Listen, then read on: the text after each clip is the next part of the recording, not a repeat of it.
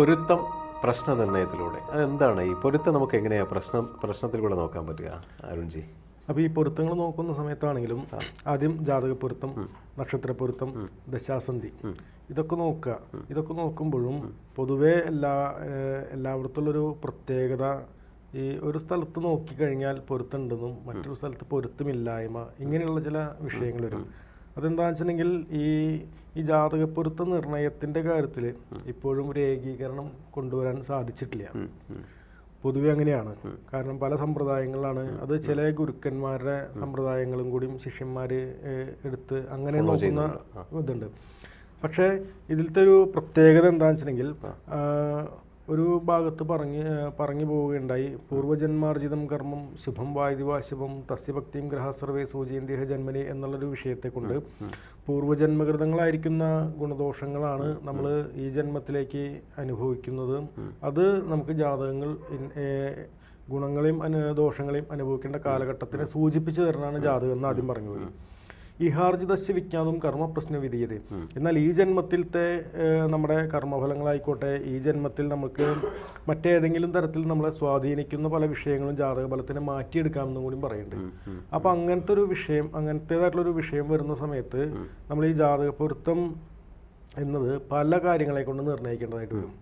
കാരണം സാമാന്യം ഒരു ജാതകത്തിലെ ഗുണദോഷങ്ങളെ മാത്രം നോക്കി അവിടുത്തെ പൊരുത്തം മാത്രം നിശ്ചയിക്കണേക്കാളും അതിൽ മറ്റ് പല ഘടകങ്ങളും കൂടി ബന്ധിപ്പിക്കേണ്ടതായിട്ട് വരും. ഒരുപക്ഷെ പ്രശ്നമായിട്ട് ചിന്തിക്കേണ്ടതായിട്ട് വരും.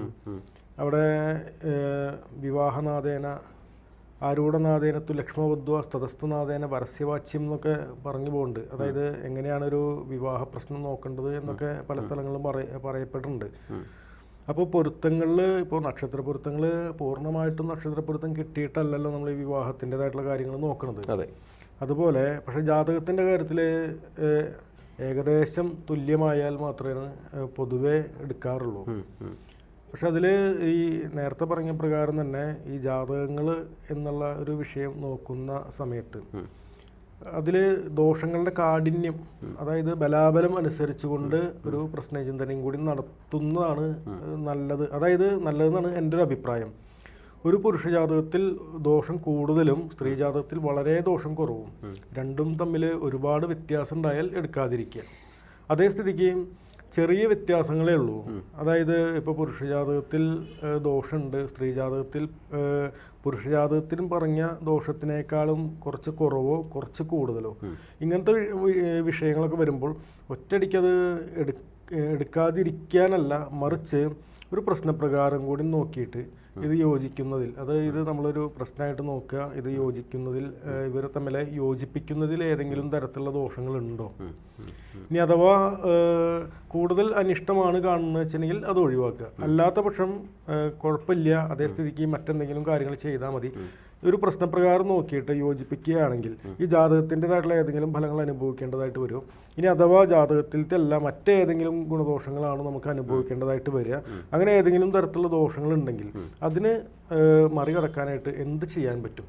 ഒന്നും ചെയ്യാൻ കഴിയില്ല എന്നുള്ളൊരു സാഹചര്യം വരികയാണെങ്കിൽ അതെടുക്കാതിരിക്കുക. അപ്പോൾ ഈ ജാതകപ്പൊരുത്ത നിർണയത്തിലേക്ക് ചെറിയ വ്യത്യാസങ്ങളൊക്കെ ഉണ്ടെങ്കിൽ തന്നെ ഒരു പ്രശ്നപ്രകാരം ചിന്തിച്ച് ഉറപ്പിക്കണം എന്നാണ് എൻ്റെ ഒരു അഭിപ്രായം. അല്ലാത്ത പക്ഷം പൊതുവേ എന്തുണ്ടാവും എന്ന് വെച്ചിട്ടുണ്ടെങ്കിൽ ഇതിൽ മറ്റൊരു അഭിപ്രായം കൂടി പറയാം. അത് ഈ വിഷയത്തിലേക്ക് പ്രശ്നപ്രകാരം എന്ന് പറഞ്ഞല്ലോ, അതുകൊണ്ട് ഇതിലേക്ക് ഒരു കാര്യം കൂടി കൊണ്ടുവരികയാണ്. എൻ്റെ ഒരു അഭിപ്രായ വ്യത്യാസം കൂടിയാണ് പറയണത്. അതായത് ഇപ്പോൾ മുന്നൊക്കെ പലപ്പോഴും കണ്ടുവരാറുണ്ട്, ഒരു ജാതകം നോക്കി കഴിഞ്ഞിട്ട് ഒരു പെൺകുട്ടിയുടെ ആണെങ്കിൽ തന്നെ ഒരു 23 വയസ്സിൽ വിവാഹം നടക്കണം. ഇനി അതല്ല, അത് കഴിഞ്ഞാൽ പിന്നെ ഒരു 28 വയസ്സ് കഴിഞ്ഞതിന് ശേഷം നോക്കിയാൽ മതി എന്നൊക്കെ പലരും പറയാറുണ്ട്. പക്ഷെ അത് വലിയൊരു അബദ്ധമായിട്ടാണ് ഇന്ന് ഉണ്ടാവുന്നത്. കാരണം ഒരു നല്ലൊരു പ്രായം, വിവാഹത്തിന് അനുയോഗ്യമായിട്ടുള്ളൊരു കാലഘട്ടത്തിൻ്റെ തുടക്കത്തിൽ ചിലപ്പോൾ നടക്കണം എന്നാവും പറയുക. അതിനുശേഷം ഒരു പക്ഷേ മോശം സമയമാണ്, അതുകൊണ്ട് തന്നെ പിന്നെ ഒരു 30 വയസ്സിന് ശേഷം നടത്തിയാൽ മതി എന്നൊക്കെ പറയുന്ന സമയത്ത് ആ ഒരു നല്ല കാലഘട്ടം കഴിഞ്ഞ് വേണ്ടതായിട്ടുള്ള ഒരു നല്ല കല്യാണാലോചനകളൊന്നും വരാത്തൊരു കാലഘട്ടത്തിലേക്കാണ് പിന്നെ അത് പോവുക. അങ്ങനെ പല ആൾക്കാരിലേക്കും നടക്കാതിരിക്കുകയും അതെല്ലാം ഈ ജ്യോതിഷത്തിൻ്റെ പഴി ചാരുന്ന ഒരു അവസ്ഥയാണ് ഇപ്പോൾ കൂടുതലും കണ്ടുവരുന്നത്. അത് ഉപയോഗിക്കേണ്ടത് തന്നെ ഈ നേരായി ഉപയോഗിക്കാതിരിക്കുക, തെറ്റായിട്ട് ഉപയോഗിക്കുക. ഇങ്ങനെ വരുമ്പോഴാണ് സാധാരണഗതിയിൽ ഇതിന് പഴി കേൾക്കേണ്ടതായിട്ട് വരുന്നത്. ഇല്ലാത്ത പക്ഷം ഇത് കൃത്യമായിട്ട് ഉപയോഗിക്കാനായിട്ട് അതിൽ ശാസ്ത്രങ്ങളെ കൊണ്ടായിക്കോട്ടെ, നമ്മൾ യുക്തിപരമായിക്കോട്ടെ, ഇതൊക്കെ ചിന്തിച്ച് ചെയ്യാൻ കഴിയുന്നൊരു കാര്യമാണ്. അപ്പോൾ നേരത്തെ പറഞ്ഞ പ്രകാരം തന്നെ ഒരു പെൺകുട്ടി, ഒരു സാമാന്യമായിട്ട് ചിന്തിക്കാം, ഒരു പെൺകുട്ടിയുടെ ജാതകപ്രകാരം ദോഷം ചിന്തിക്കുക ലഗ്നാൽ ചന്ദ്രാൽ 2ൽ നിന്നും 7ഉം 8ഉം ഭാവങ്ങളെ കൊണ്ടാണ്. ലഗ്നാലും ചന്ദ്രാലും 7ഉം 8ഉം ഭാവങ്ങളിൽ പാപഗ്രഹങ്ങളുടെ സ്ഥിതിയാണെങ്കിൽ അവിടെ 4ഓളം ദോഷം ചിന്തിക്കേണ്ടതായിട്ട് വരും. പക്ഷെ അതിനനുസരിച്ചുള്ള ദോഷം പുരുഷജാതകത്തിൽ കിട്ടില്ല അധികവും. അങ്ങനെ വരുന്ന സമയത്ത് കൂടുതൽ കാഠിന്യമുള്ളൊരു ദോഷം നോക്കി നിന്നാൽ ചിലപ്പോൾ ഒരു പക്ഷേ ആ പെൺകുട്ടിയുടെ വിവാഹം അടുത്ത കാലത്തൊന്നും നടന്നില്ല എന്നും വരാം. ശരിയാ. അപ്പോൾ വേണ്ടത് എന്താണെന്ന് വെച്ചിട്ടുണ്ടെങ്കിൽ അവിടെ ബലാബലം ചിന്തിച്ചുകൊണ്ട് ഒരു പുരുഷജാതകം, ഒരു പക്ഷേ സ്ത്രീയുടെ ജാതകത്തിനോട് ഒപ്പം തന്നെ ദോഷം ഉണ്ടായിക്കൊള്ളണമെന്നില്ല. അവിടെ കാഠിന്യത്തോട് കൂടിയിട്ടുള്ള കുറച്ചധികം ദോഷമുണ്ട് സ്ത്രീയുടെ ജാതകത്തിനോട് ഒപ്പം ഇല്ലെങ്കിൽ പോലും. അങ്ങനെയുള്ള വിഷയങ്ങൾ വരുന്ന സമയത്ത് അത് ബാക്കിയുള്ള കാര്യങ്ങൾ, അതായത് അവർ പൊരുത്തത്തോടു കൂടി പോകുമോ എന്നടക്കം. ഇപ്പോൾ മറ്റു പല സ്ഥലങ്ങളിലും മനപ്പൊരുത്തത്തിനെ കുറിച്ച് പറയുന്നുണ്ട്. യസ്യാ മനസ്സമാസക്തം താമേവ വിവേഹേൽബുധ സർവാനുഗുണപങ്കേബി. എന്തൊക്കെ ഗുണങ്ങളില്ലെങ്കിൽ പോലും മനോനുഗുണതാധിക, മനപ്പൊരുത്തം ഉണ്ടായാൽ തന്നെ മതി എന്നൊക്കെ പറയപ്പെടുന്നുണ്ട്. അപ്പോൾ മറ്റ് ദോഷങ്ങളൊക്കെ ഉണ്ടെങ്കിൽ പോലും, ഗുണങ്ങളൊന്നും അധികം ഇല്ലെങ്കിൽ പോലും മനപ്പൊരുത്തം ഉണ്ടെങ്കിൽ തന്നെ അത് ഏറ്റവും ഗുണാധിക്യമുണ്ടെന്ന് പറയുന്ന ഭാഗങ്ങളുണ്ട്. അപ്പം അങ്ങനെ ചിന്തിക്കുന്ന സമയത്ത് ഈ ഒരു വിഷയം കൂടിയും പ്രത്യേക ഒരു രാശിപ്രകാരം കൂടി ചിന്തിച്ച് ഈ ജാതകപ്പൊരുത്തം ഇത്തിരി കുറവാണെങ്കിലും അത് വലിയ വ്യത്യാസം ഉണ്ടെങ്കിൽ എടുക്കാതിരിക്കുക. അതല്ല, ചെറിയ വ്യത്യാസങ്ങളൊക്കെ ഉള്ളൂന്ന് വെച്ചാൽ അത് ഒറ്റയടിക്ക് ഒഴിവാക്കാതിരിക്കുക. കഴിയുന്നതും ഒരു പ്രശ്നപ്രകാരം അങ്ങനെ നോക്കിയിട്ട് എന്ത് കാര്യം ചെയ്താൽ അവർക്ക് നല്ല രീതിയിൽ കൂടെ മുന്നോട്ട് പോകാൻ പറ്റും, അങ്ങനത്തേതായിട്ടുള്ള കാര്യങ്ങളും കൂടി നോക്കിയിട്ട് ഒന്ന് ഉറപ്പിക്കാം.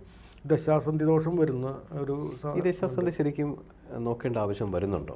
വരുന്നുണ്ട്. അത് പലപ്പോഴും പല ആൾക്കാരെയും ഇപ്പോൾ ഒരു വേദിയിൽ പറയുന്നില്ല എന്നുള്ളൂ, പല ആൾക്കാരിലും ഇതിൻ്റെ ദോഷം ബാധിച്ച് കണ്ടിട്ടുണ്ട്. പക്ഷെ ഞാൻ കണ്ടിടത്തോളം കൂടുതലും പുരുഷന്മാരിലേക്കാണ് ഇതുവരെ കണ്ടിട്ടുള്ളത് ആ ദോഷം ബാധിച്ചിട്ട്. കാരണം ദശാസന്ധി ദോഷം എന്നുള്ളൊരു വിഷയത്തിലേക്കും അതും കൂടുതൽ ഒരു വിശകലനത്തിൻ്റെ ആവശ്യമുള്ളതാണ്. കാരണം എന്താണെന്ന് വെച്ചിട്ടുണ്ടെങ്കിൽ അവിടെ ഏതൊരു ദശാകാലത്തിൻ്റെ സന്ധി സമയം, തുടക്കമായിക്കോട്ടെ അവസാനമായിക്കോട്ടെ, ഒരു സന്ധി കാലഘട്ടം വളരെയധികം അനിഷ്ട ഫലങ്ങളായിരിക്കും ചെയ്യുക. ദശാന്തി സമയം ദുഃഖം, ദശാന്തി സമയം എന്നാണ്, വളരെയധികം ദുഃഖം തരുന്നൊരു അവസ്ഥ ഉണ്ടാവും. അത് ഒരാളുടെ ജാതകപ്രകാരം ഒരു ദശാസന്ധി വരുന്ന കാലഘട്ടമാണ് എങ്കിൽ അടുത്തൊരാളുടെ ജാതകത്തിലത്തെ ഗുണങ്ങളെ കൊണ്ട് ഈ ദശാസന്ധിയുടെ ദോഷം ഇയാളെ കൂടുതലും ബാധിക്കാതിരിക്കും. അപ്പോൾ അതേപോലെ തന്നെയാണ് ഈ ഒരു സ്ത്രീ ജാതകത്തിൽ ഈ സ്ത്രീകൾക്ക് അനുഭവയോഗ്യമല്ലാത്ത രാജയോഗാദി വിഷയങ്ങളൊക്കെ ഉണ്ടെങ്കിൽ അത് വിവാഹം കഴിഞ്ഞതിന് ശേഷം എപ്രകാരം ഭർത്താവ് അനുഭവിക്കുന്നു, അതേപ്രകാരം ഒരാളുടെ ദശാകാലം മാറുന്ന ഒരു സന്ധി സമയത്തിൻ്റെതായിട്ടുള്ള ദോഷങ്ങൾ മറ്റൊരാളുടെ ജാതകത്തിൻ്റെ ഗുണങ്ങളെ കൊണ്ട് തടുത്തു നിർത്തപ്പെടുമെന്നാണ് പറയാം. അതേ സ്ഥിതിക്ക് ഈ രണ്ട് ജാതകങ്ങളിലും ഇപ്രകാരം ദശാസന്ധി എന്നുള്ളൊരു ദോഷം വരുമ്പോൾ 2 പേരിലേക്കും അതിൻ്റെ അനിഷ്ടം ഉണ്ടാവുകയും അതിൻ്റെ ഭാഗമായിക്കൊണ്ട് സാധാരണഗതിയിൽ ഒന്നിലധികം ആൾക്കാരിലേക്ക് ഒരു കുടുംബത്തിൽ ദോഷം വന്നാൽ ആ കുടുംബത്തിൻ്റെ ഗതി തന്നെ വളരെ മോശമായി പോകുന്നുള്ളൊരു അവസ്ഥയായിരിക്കും. അപ്പോൾ ഭാര്യയിലേക്കും ഭർത്താവിലേക്കും ബാധിക്കുമ്പോൾ അത് സ്വാഭാവികമായിട്ടും സന്താന വിഷയങ്ങളടക്കം എല്ലാ കാര്യങ്ങളിലേക്കും ബാധിക്കുന്നതാണ്. അതുകൊണ്ടും കൂടിയിട്ടാണ് ദശാസന്ധിയുടെ കാര്യം ഇത്രയും പ്രാധാന്യം കൊടുക്കേണ്ടതായിട്ട് പറയപ്പെടുന്നത്. സന്തോഷം അരുൺജി. കാരണം ഈ പറയുന്ന പൊരുത്തം നമ്മൾ ഒരുപാട് സംസാരിച്ചിട്ടുള്ള സബ്ജക്റ്റാണ്. പാപസാമ്യം ആവശ്യമുണ്ടോ, പാപസാമ്യത്തിൻ്റെ പെർസെൻറ്റേജ് എടുക്കേണ്ട ആവശ്യമുണ്ടോ, കേരളത്തിനകത്ത് മാത്രമേ പാപസാമ്യം നോക്കുന്നുള്ളൂ, കേരളം വിട്ടാൽ നോക്കുന്നില്ല, ഇവിടെ അക്സെപ്റ്റൻസ്, ഇവിടെ റിജക്ഷൻ വരുന്ന കേരളത്തിൽ പുറത്ത് അക്സെപ്റ്റ് ചെയ്യുന്നു, അപ്പോൾ പിന്നെ ഇപ്പോൾ ദശാസന്ധിയുടെ ആവശ്യമുണ്ടോ. അപ്പം നമ്മൾ ഈ പൊരുത്തം പ്രശ്നമാർഗേണ എങ്ങനെ നോക്കാമെന്നുള്ളതായിരുന്നു. അതിന് വളരെ വ്യക്തമായിട്ട് അരുൺജി ആൻസർ കൊടുത്തു. നന്ദി, നമസ്കാരം.